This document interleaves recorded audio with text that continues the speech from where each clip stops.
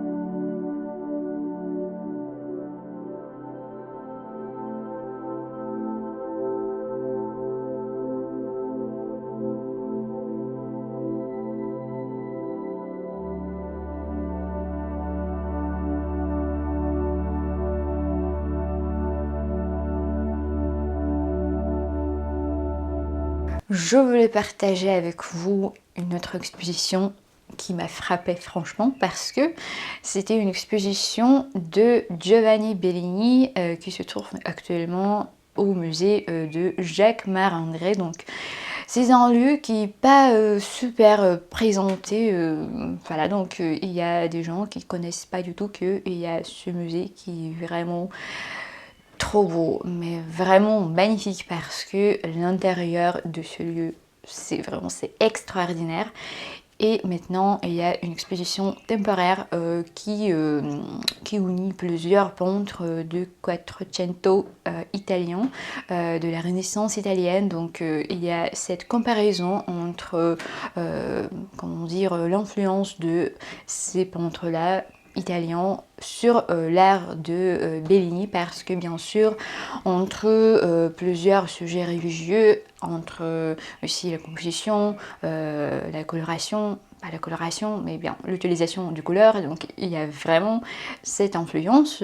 Et bien sûr c'était pas juste pour copier des sujets, pour copier aussi les couleurs, c'était pas une copie aveugle. Mais bien sûr, il y avait du travail super subtil, donc je vous laisse avec ces petits fragments magnifiques. Et d'ailleurs, je pense que j'aimerais bien y revenir aussi parce que, bon, déjà, le musée, c'est vraiment... Ah, c'est un coup de cœur.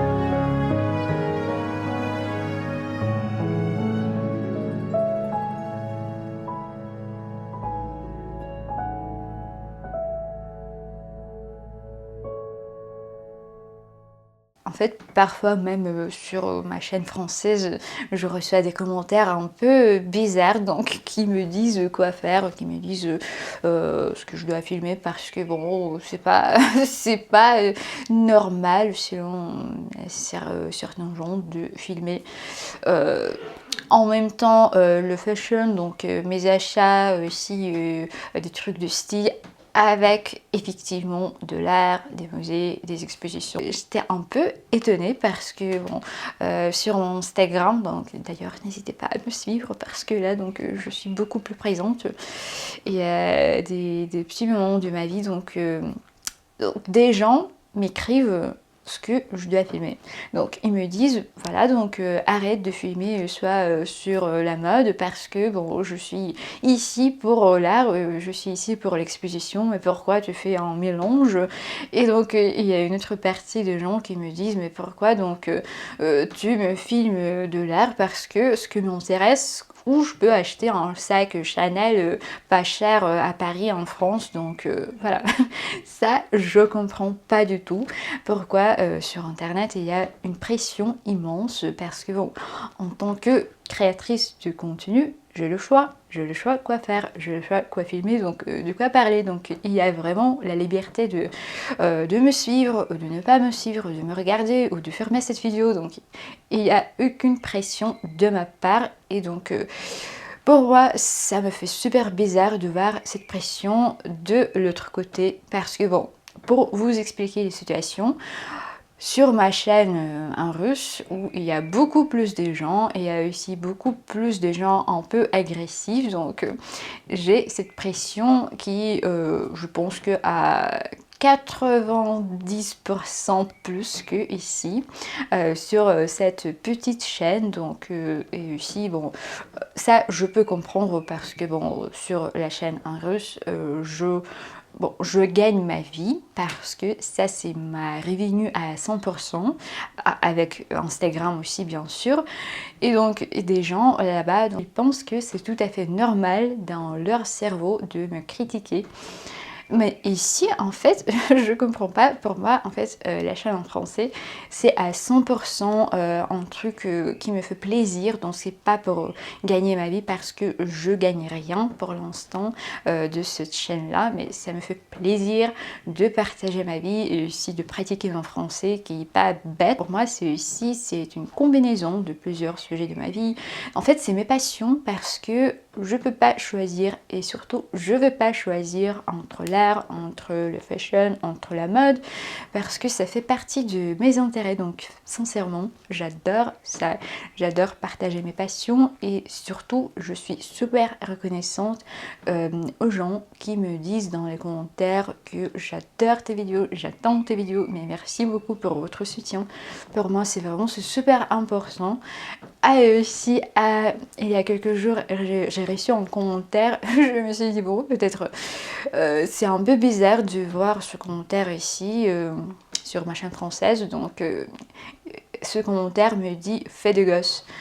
Je dis, ah non, pardon, excusez-moi, ça ne me concerne pas, ça ne me regarde pas. C'est super bizarre parce que, bon, pour vous dire, je plains pas. Je vous explique la situation parce que sur la chaîne en russe, je reçois presque chaque jour des commentaires qui me disent « Mais tu fais quoi dans ta vie? C'est où tes enfants? Pourquoi tu vis juste comme ça ?» C'est vraiment, d'ailleurs, c'est peut-être un peu triste d'être comme ça dans ta situation qui n'est pas du tout stable, sans enfants, etc. Mais en fait, ça m'énerve énormément parce que ça c'est mes frontières personnelles, donc il faut pas les dépasser parce que c'est pas du tout normal. Je trouve que pour les influenceurs, les influenceuses, c'est super important de dire que c'est pas normal, donc c'est pas la norme, c'est pas la règle de dire ça aux gens parce que en fait ça ne regarde pas du tout. C'est une vie d'une autre personne, donc c'est à vous de décider si vous voulez bien voir la vie de cette personne-là et pas la corriger. Donc ça, je pense que c'est super important et en tant que une personne publique, on ne doit pas souffrir de tous les conseils de gens qui vous regardent. Ça c'est mon opinion. Et d'ailleurs aussi, j'espère que je n'étais pas très agressive non plus.